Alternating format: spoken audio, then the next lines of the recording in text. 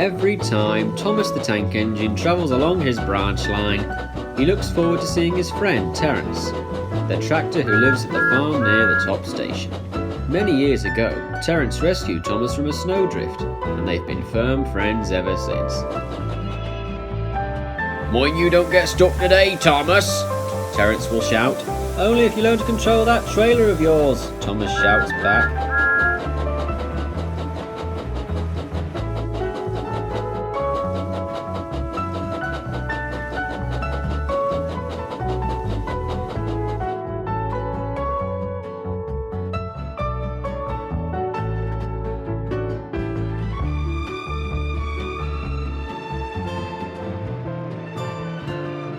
Sometimes, when Percy is busy or ill, Terence helps with the shunting in the yard. One cold November morning, he was arranging some empty trucks. "I am sorry about this, Terence. I knew there was something up with me valve gear." "Never worry, Percy. You're just lucky I'm so adaptable." "Well, you're certainly not making as much fuss as Thomas would, that's for sure." "Oh yes, I know what you mean." Meanwhile, on the tramway, Mavis was having a difficult time. The points for the run-round loop at the quarry had frozen, so she had to push the stone trucks to the yard. "Not long now, Mavis," encouraged her driver. "We'll just have to keep going carefully." But it wasn't just the points that the cold weather had been playing havoc with. "Oh, that's torn it! The brakes have jammed!" "Now for some fun," said a truck. On! Oh, here comes Thomas now. "Look out! There's a runaway coming!" I've got it.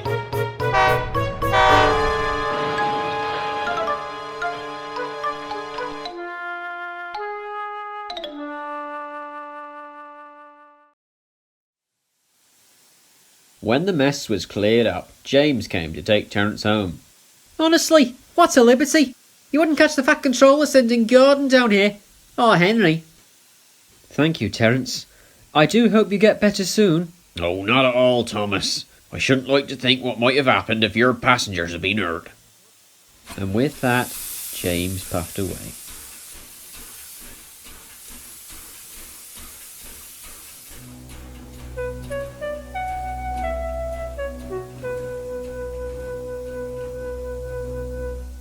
Thomas didn't see Terence out in the fields anymore.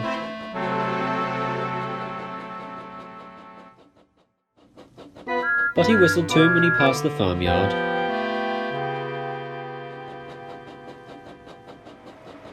One day, however, Thomas spotted Terence's owner driving a tractor he had never seen before. All right? "All right." Oh, hello, Thomas. "Hello, Mr. Joe, sir. Who on earth is this?"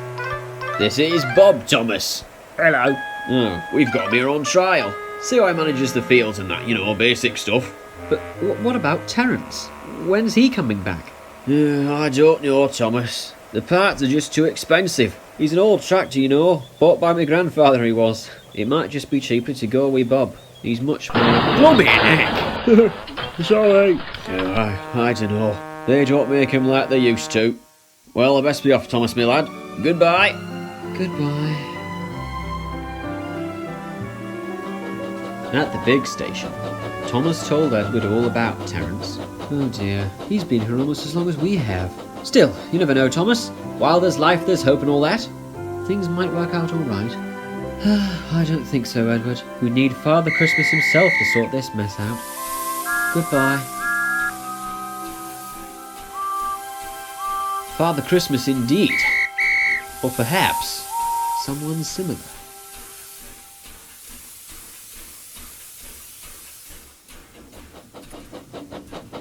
A few days later, Thomas saw that Terence was no longer in his shed. "Maybe they've just moved him to another part of the farm," suggested Toby firmly. "Or maybe he's gone tit works, Thomas," Percy said brightly. Thomas remained doubtful. "The Fat Controller's probably much too busy to think about that kind of thing, Percy." "Cheer up, Thomas. It's Christmas Eve tomorrow. How am I meant to cheer up when this oaf of a tractor is disturbing the peace?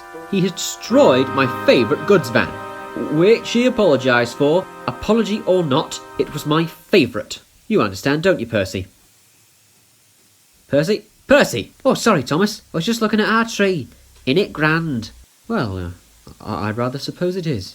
Thank you, Percy. I feel you've rather cheered me up. Ah, gentlemen, have you heard the latest forecasts? It's snow tomorrow. All right, we'll have to get your snowplow ready, Thomas. Sorry! Wonderful. But when Thomas awoke the next morning, he found there had only been rain. Well, keep your plough on as a precaution, Thomas. You never know. Humph! I look ridiculous. Nonsense, you just look, sensible. Ha! You look ridiculous, Thomas. Oh, never mind him. Easy does it. Easy does it. Easy does it. There, perfect. All right, Jerry. Oh! I'm alright. Well, what's this I heard about? Look out, James!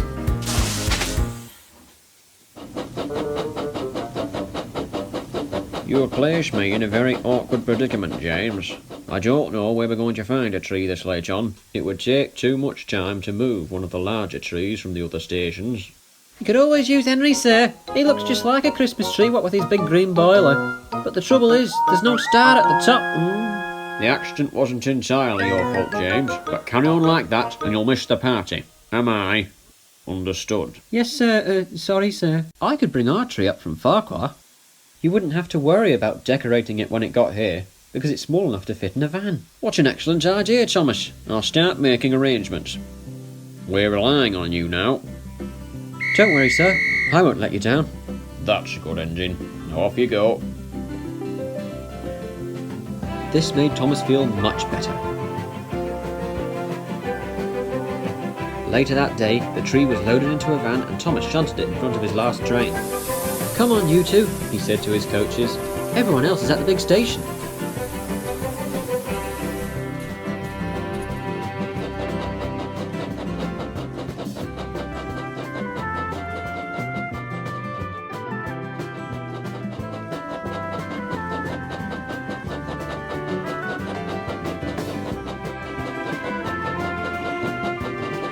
They were running well, but there was trouble ahead. The rain had made the ground near the tunnel unstable, resulting in a landslide. Cinders and ashes! Stop! Luckily, no one was hurt, but Thomas's plough was now very worse for wear. Well, I never! It was useful after all. We'll have to remove it. Shame. We could have used it to clear the line. It'll take us hours to clear this up. Thomas's heart sank.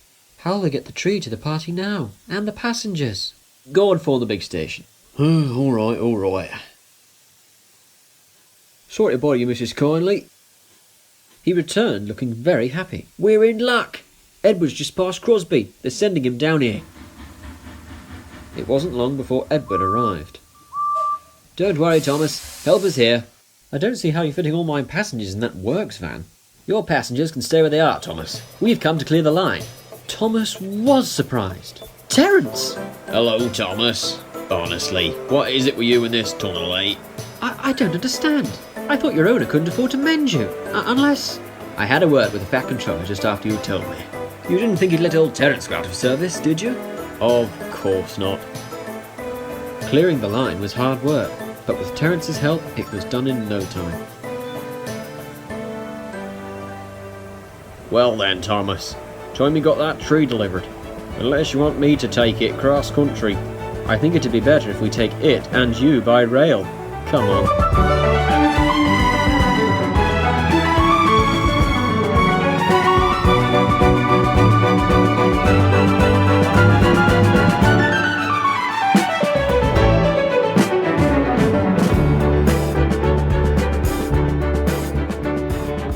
Splendid!